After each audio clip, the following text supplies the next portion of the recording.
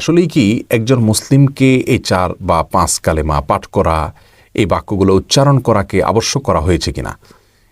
এরকম বিষয় কিনা যে কোনো মুসলিম এই 5 কালেমা মুখে উচ্চারণ না করলে তিনি আর মুসলিম হতেই পারবেন না। আজ আমরা সে বিষয়ে জানার চেষ্টা করব ইনশাআল্লাহ তাআলা। তবে শুরুতে জেনে নেই যে সেই 4 অথবা 5 কালেমা বলতে কোন দোয়াগুলোকে বোঝানো হয়ে থাকে বা কোন বাক্যগুলোকে বোঝানো হয়ে থাকে, এবং 2 ঈমান বলতে কাকে বোঝানো হয়ে থাকে।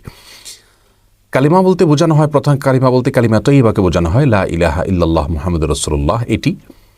আর কালিমা শাহাদা বলতে বোঝানো হয় আশহাদু আল্লা ইলাহা ইল্লাল্লাহ ওয়া আশহাদু আন্না মুহাম্মাদান আবদুহু ওয়া রাসূলুহু এটি কি। এরপরে কালিমায়ে তাওহীদ বলতে আরেকটি কালিমাকে বোঝানো হয়ে থাকে, যেটির ভাষ্য হলো এরকম, লা ইলাহা ইল্লা আনত ওয়াহদাকা লা সানিয়া লাক মুহাম্মাদুর রাসূলুল্লাহ ইমামুল মুত্তাকিন রাসূলু রাব্বিল আলামিন।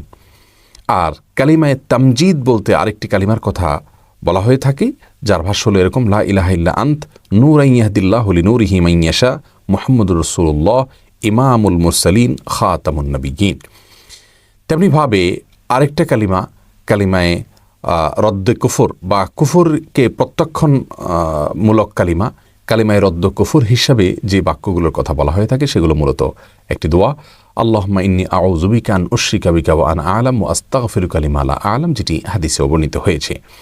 এই যে কালিমায়ে তয়্যিবা, কালিমায়ে শাহাদাত, কালিমায়ে তাওহীদ, কালিমায়ে তামজিদ, তারপরে কালিমায়ে রদ্দে কুফর, এই যে 5টা কালিমার কথা শুনলাম, সেই সাথে ইমানে মুজমাল, ইমানে মুফাসসাল। ইমানে মুজমাল মানে সংক্ষিপ্ত ইমান, ইমানে মুফাসসাল বলতে বিস্তারিত ইমান। বিস্তারিত ইমান বলতে আমানতু বিল্লাহি ওয়া মালাইকাতিহি ওয়া কুতুবিহি ওয়া রাসূলিহি, ইমানের যে রোকনগুলো আছে সেগুলোর কথা উল্লেখ করে এগুলো আমি আনলাম, অর্থাৎ বিস্তারিতভাবে সব রোকনগুলোর কথা উল্লেখ করে তার প্রতি আমরা যে ইমান এনেছি সে কথা স্বীকৃতি দেওয়া। এ হলো 4 বা 5 কালিমা এবং 2 ঈমান, ইমানে মুজমাল অর্থাৎ সংক্ষিপ্ত ইমান, এবং ইমানে মুফাসসাল অর্থাৎ বিস্তারিত ইমানের রোকনগুলোর কথা উল্লেখ করে তারপর তার প্রতি ইমান আনলাম। এই কথার উল্লেখ রয়েছে যে বাক্যগুলোতে, সেগুলো ইমানে মুফাসসাল বলে পরিচিত।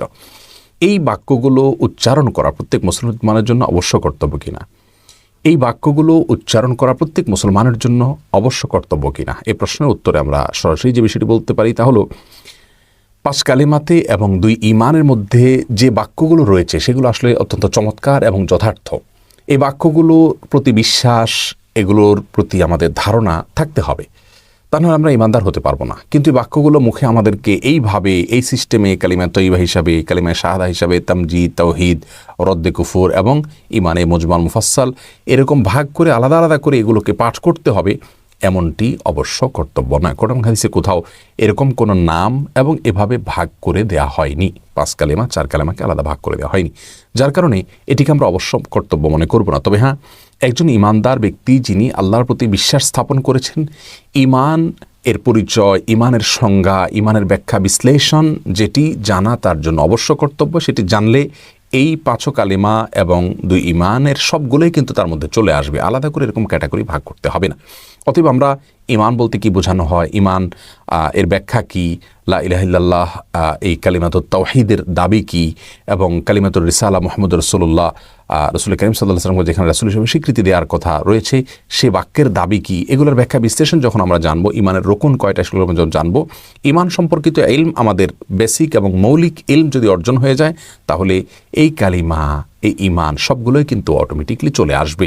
আলাদা করে যদি আমরা মনে করি যে এগুলো মুখে পাঠ করতে হবে, না হলে ঈমানদার হবে না কেউ, তাহলে সেটি ভুল হবে, কারণ এমনটি কোরআন হাদিসে কোথাও নেই। তাহলে সার কথা হলো, খোলাসা কথা হলো যে এই তথাকথিত 4 বা 5 কালিমা এবং 2 ঈমান বলতে যা বোঝানো হয় বা যে কথাগুলো বলা হয় সে কথাগুলো ভালো এবং সেগুলোর প্রতি বিশ্বাস অবশ্যই থাকতে হবে, কিন্তু এরকম আলাদা ভাগ করে পাঠ করে সেগুলো মুখে পাঠ করতে হবে বা মুখস্থ করতে হবে এমন নয়, বরং সেগুলোর প্রতি, সেগুলোর মর্মের প্রতি আমাদের বিশ্বাস থাকতে হবে, আস্থা থাকতে হবে, সেগুলোর প্রতি ঈমান থাকতে হবে। এ হলো মূল বিষয়। তাহলে ইনশাআল্লাহ আমরা ঈমানদার হতে পারবো।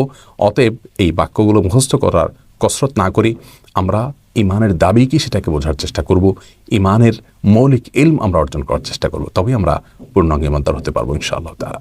আল্লাহ তাআলা আমাদের সকলকে সে তৌফিক দান করুন।